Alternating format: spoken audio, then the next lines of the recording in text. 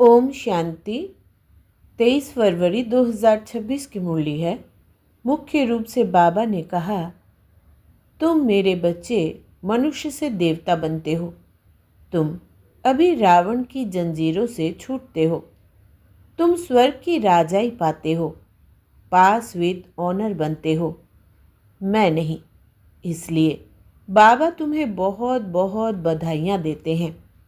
तुम आत्माएं पतंग हो। तुम्हारी डोर मेरे हाथ में है। मैं तुम्हें स्वर्ग का मालिक बनाता हूँ।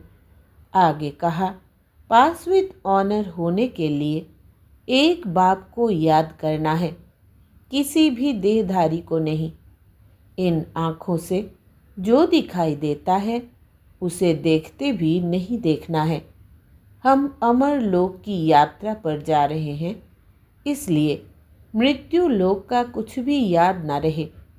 इन कर्मेंद्रियों से कोई भी विकर्म ना हो, यह ध्यान रखना है। अब सुनते हैं महावाक्यों को विस्तार से। बाबा ने कहा, मीठे बच्चे, यह संगम युग है, चढ़ती कला का युग।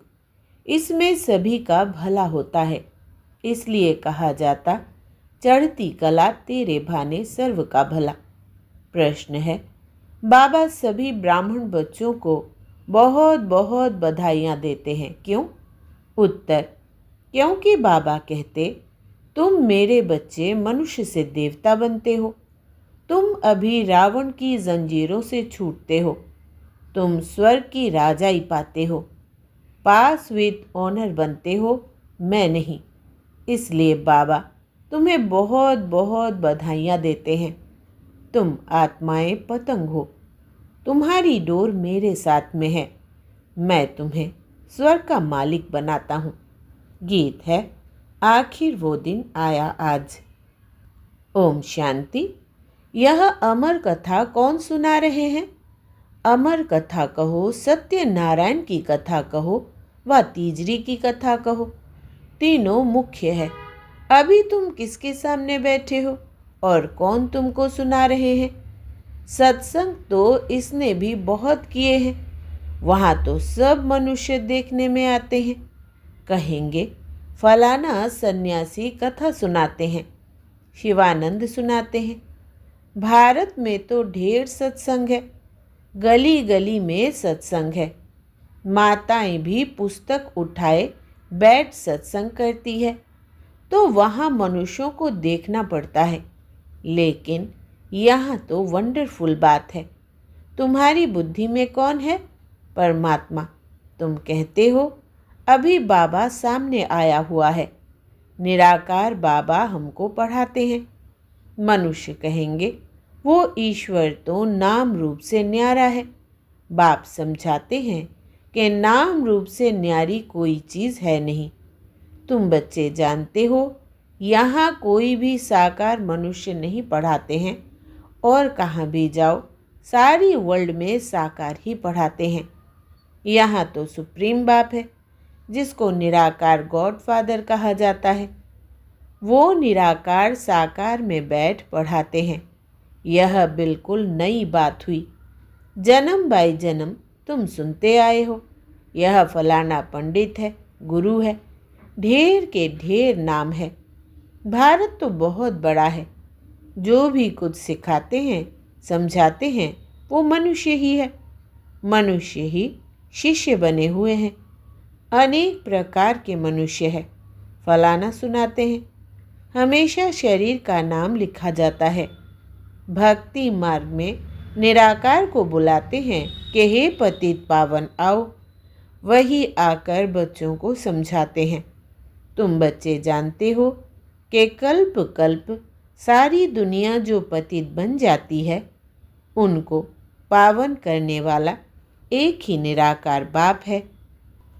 तुम यहाँ जो बैठे हो, तुम्हारे में भी कोई कच्चे हैं, कोई पक्के हैं, क्योंकि आधा कल्प तुम देह अभिमानी बने हो। अब देही अभिमानी इस जन्म में बनना है। तुम्हारी देह में रहने वाली जो आत्मा है, उनको परमात्मा बैठ समझाते हैं। आत्मा ही संस्कार ले जाती है। आत्मा कहती है ऑर्गन्स द्वारा कि मैं फलाना हूँ। परंतु आत्म अभिमानी तो कोई है नहीं।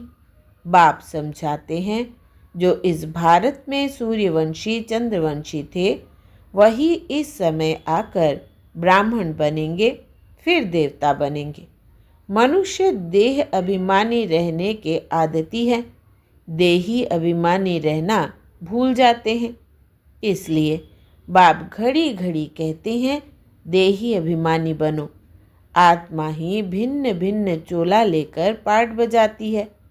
यह है उनके ऑर्गन्स। अब बाप बच्चों को कहते हैं, मन मना भव। बाकी सिर्फ गीता पढ़ने से कोई राज्य भाग्य थोड़ी मिल सकता है। तुमको इस समय त्रिकालदर्शी बनाया जाता है। रात दिन का फर्क हो गया है।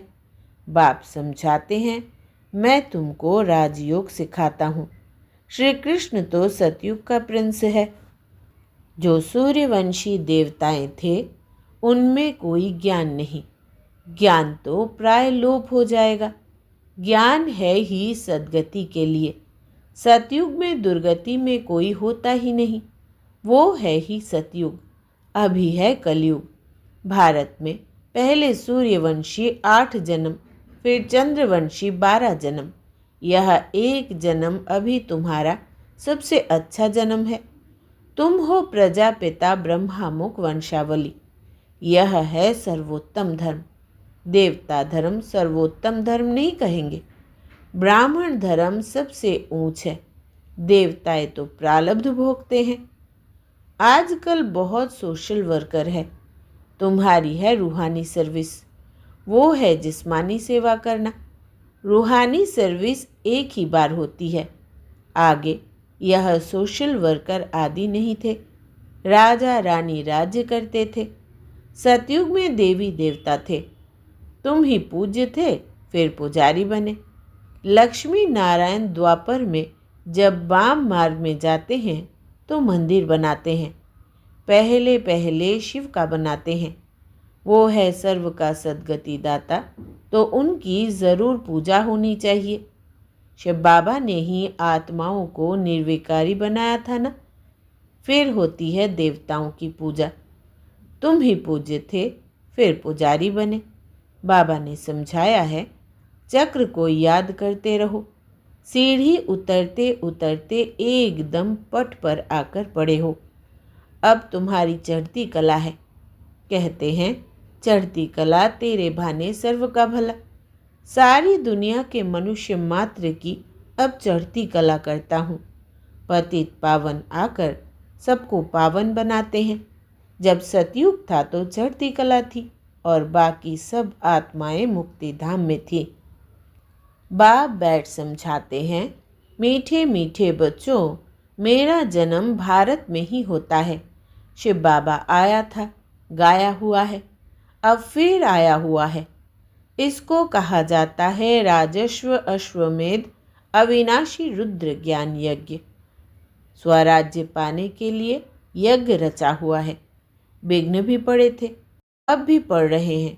माताओं पर अत्याचार होते हैं। कहते हैं, बाबा हमको यह नग्न करते हैं, हमको यह छोड़ते नहीं हैं। बाबा हमारी रक्षा करो। दिखाते हैं द्रौपदी की रक्षा हुई। अभी तुम 21 जन्मों के लिए बेहद के बाप से वर्षा लेने आए हो। याद की यात्रा में रहकर अपने को पवित्र बनाते हो। फिर विकार में गए तो खलास, एकदम गिर पड़ेंगे। इसलिए बाप कहते हैं, पवित्र ज़रूर रहना है। जो कल्प पहले बने थे वही पवित्रता की प्रतिज्ञा करेंगे। फिर कोई पवित्र रह सकते हैं, कोई नहीं रह सकते हैं। मुख्य बात है याद की। याद करेंगे, पवित्र रहेंगे और स्वदर्शन चक्र फिराते रहेंगे तो फिर ऊंच पद पाएंगे। विष्णु के 2 रूप राज्य करते हैं ना, परंतु विष्णु को जो शंख चक्र दे दिया है वो देवताओं को नहीं था, लक्ष्मी नारायण को भी नहीं था। विष्णु तो सूक्ष्म वतन में रहते हैं, उनको चक्र के नॉलेज की दरकार नहीं है। वहाँ मूवी चलती है। अभी तुम जानते हो कि हम शांति धाम के रहने वाले हैं। वो है निराकारी दुनिया। अब आत्मा क्या चीज़ है वो भी मनुष्य मात्र नहीं जानते। कह देते आत्मा सो परमात्मा।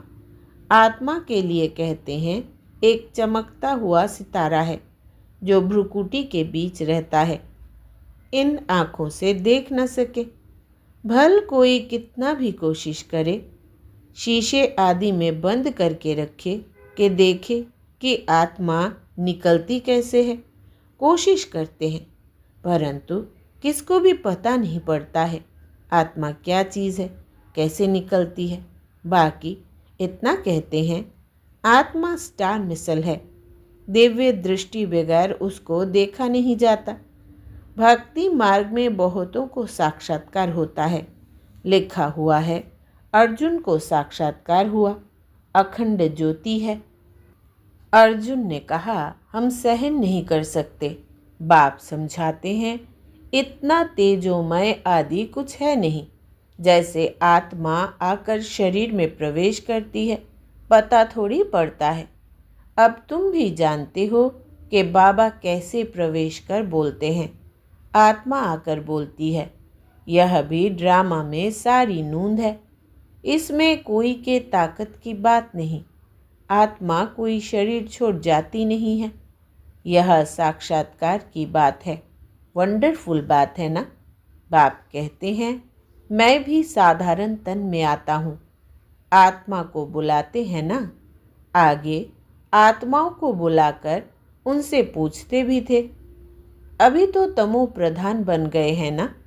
बाप आते ही इसलिए है कि हम जाकर पतितों को पावन बनाए। कहते भी है 84 जन्म। तो समझना चाहिए कि जो पहले आए हैं उन्होंने ही ज़रूर 84 जन्म लिए होंगे। वो तो लाखों वर्ष कह देते हैं। अब बाप समझाते हैं तुमको स्वर्ग में भेजा था, तुमने जाकर राज्य किया था। तुम भारतवासियों को स्वर्ग में भेजा था, राजयोग सिखाया था संगम पर। बाप कहते हैं मैं कल्प के संगम युगे आता हूँ। गीता में फिर युगे युगे अक्षर लिख दिया है। अभी तुम जानते हो हम सीढ़ी कैसे उतरते हैं फिर चढ़ते हैं। चढ़ती कला फिर उतरती कला। अभी यह संगम युग है, सर्व की चढ़ती कला का युग। सब चढ़ जाते हैं। अब सब ऊपर में जाएंगे, फिर तुम आएंगे स्वर्ग में पाठ बजाने। सतयुग में दूसरा कोई धर्म नहीं था, उनको कहा जाता है वाइसलेस वर्ल्ड।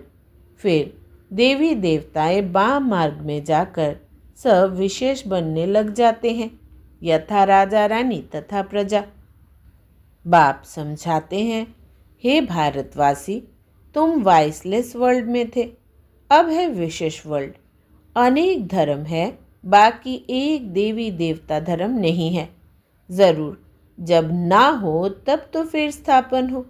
बाप कहते हैं मैं ब्रह्मा द्वारा आकर आदि सनातन देवी देवता धर्म की स्थापना करता हूँ। यहाँ ही करेगा ना, सूक्ष्म वतन में तो नहीं करेंगे। लिखा हुआ है ब्रह्मा द्वारा आदि सनातन देवी देवता धर्म की रचना रचते हैं। तुमको इस समय पावन नहीं कहेंगे, पावन बन रहे हैं। टाइम तो लगता है ना। पतित से पावन कैसे बने, यह कोई भी शास्त्रों में नहीं है। वास्तव में महिमा तो एक बाप की है। उस बाप को भूलने के कारण ही ऑर्फन बन पड़े हैं, लड़ते रहते हैं। फिर कहते हैं सब मिलकर एक कैसे हो। भाई भाई है ना। बाबा तो अनुभवी है, भक्ति भी इसने पूरी की है, सबसे अधिक गुरु किए हुए हैं। अब बाप कहते हैं इन सबको छोड़ो, अब मैं तुमको मिला हुआ हूँ। सर्व का सद्गति दाता एक सत्य श्री अकाल कहते हैं ना। अर्थ नहीं समझते, पढ़ते तो बहुत रहते हैं। बाप समझाते हैं अभी सब पतित है, फिर पावन दुनिया बनेगी। भारत ही अविनाशी है, यह कोई को पता नहीं है। भारत का कभी विनाश नहीं होता, और ना कभी प्रलय होती है। यह जो दिखाते हैं सागर में पीपल के पत्ते पर श्री कृष्ण आए, अब पीपल के पत्ते पर तो बच्चा आ न सके। बाप समझाते हैं, तुम गर्भ से जन्म लेंगे, बड़े आराम से। वहाँ गर्भ महल कहा जाता है, यहाँ है गर्भ जेल। सतयुग में है गर्भ महल। आत्मा को पहले से ही साक्षात्कार होता है, यह तन छोड़ दूसरा लेना है। वहाँ आत्म अभिमानी रहते हैं। मनुष्य तो ना रचयिता को ना रचना के आदि मध्य अंत को जानते हैं। अभी तुम जानते हो बाप है ज्ञान का सागर, तुम मास्टर सागर हो। तुम माताएं हो नदियाँ और यह गोप है ज्ञान मानसरोवर। यह ज्ञान नदियाँ हैं, तुम हो सरोवर। प्रवृत्ति मार्ग चाहिए ना। तुम्हारा पवित्र गृहस्थ आश्रम था, अभी पतित है। बाप कहते हैं, यह सदैव याद रखो कि हम आत्मा हैं। एक बाप को याद करना है। बाबा ने फरमान दिया है, कोई भी देहधारी को याद न करो। इन आँखों से जो कुछ देखते हो वो सब खत्म हो जाना है। इसलिए बाप कहते हैं, मन मना भव मध्याजी भव। इस कब्रिस्तान को भूलते जाओ। माया के तूफान तो बहुत आएंगे, इनसे डरना नहीं है। बहुत तूफान आएंगे, परंतु कर्मेंद्रियों से कर्म नहीं करना है। तूफान आते हैं तब जब तुम बाप को भूल जाते हो। यह याद की यात्रा एक ही बार होती है, वो है मृत्यु लोक की यात्राएं। अमर लोक की यात्रा यह है। तो अब बाप कहते हैं, कोई भी देहधारी को याद न करो। बच्चे शिव जयंती की कितनी तारे भेजते हैं। बाप कहते हैं, तत्वम। तुम बच्चों को भी बाप बधाइयाँ देते हैं। वास्तव में तुमको बधाइयाँ हो, क्योंकि मनुष्य से देवता तुम बनते हो। फिर जो पास विद ऑनर होगा उनको जास्ती मार्क्स और अच्छा नंबर मिलेगा। बाप तुमको बधाइयाँ देते हैं कि अब तुम रावण की जंजीरों से छूटते हो। सभी आत्माएं पतंगे हैं, सबकी रस्सी बाप के हाथ में है, वो सबको ले जाएंगे। सर्व के सद्गति दाता हैं, परंतु तुम स्वर्ग की राजाई पाने के लिए पुरुषार्थ कर रहे हो। अच्छा, मीठे मीठे सिकिलधे बच्चों प्रति माता पिता बाप दादा का याद प्यार और गुड मॉर्निंग। रूहानी बाप की रूहानी बच्चों को नमस्ते। हम रूहानी बच्चों की रूहानी माता पिता बाप दादा को याद प्यार, गुड मॉर्निंग और नमस्ते बाबा नमस्ते। धारणा के लिए मुख्य सार। पहला, पास विद ऑनर होने के लिए एक बाप को याद करना है, किसी भी देहधारी को नहीं। इन आँखों से जो दिखाई देता है उसे देखते भी नहीं देखना है। दूसरा, हम अमर लोक की यात्रा पर जा रहे हैं, इसलिए मृत्यु लोक का कुछ भी याद ना रहे। इन कर्मेंद्रियों से कोई भी विकर्म ना हो, यह ध्यान रखना है। वरदान है, अपने शिक्षा स्वरूप द्वारा शिक्षा देने वाले शिक्षा संपन्न योग्य शिक्षक भव। योग्य शिक्षक उसे कहा जाता है जो अपने शिक्षा स्वरूप द्वारा शिक्षा दे। उनका स्वरूप ही शिक्षा संपन्न होगा। उनका देखना चलना भी किसको शिक्षा देगा। जैसे साकार रूप में कदम कदम हर कर्म शिक्षक के रूप में प्रैक्टिकल में देखा, जिसको दूसरे शब्दों में चरित्र कहते हैं। किसी को वाणी द्वारा शिक्षा देना तो कॉमन बात है, लेकिन सभी अनुभव चाहते हैं तो अपने श्रेष्ठ कर्म श्रेष्ठ संकल्प की शक्ति से अनुभव कराओ। स्लोगन है, संकल्पों की सिद्धि प्राप्त करने के लिए आत्मशक्ति की उड़ान भरते चलो। संकल्पों की सिद्धि प्राप्त करने के लिए आत्मशक्ति की उड़ान भरते चलो। ये अव्यक्त इशारे एकता और विश्वास की विशेषता द्वारा सफलता संपन्न बनो। संगठन को एकता के सूत्र में पिरोने के लिए वाणी की शक्ति पर विशेष ध्यान दो। वाणी सदा निर्मल हो, कम बोलो, धीरे बोलो और मीठा बोलो। सम्मानजनक बोल ही बोलो। अभी तक साधारण बोल ज़्यादा है, अलौकिक बोल हो, फरिश्तों के बोल हो, हर बोल मधुर हो। अभी इस बात पर अंडरलाइन करो, तब प्रत्यक्षता होगी। अच्छा, ओम शांति।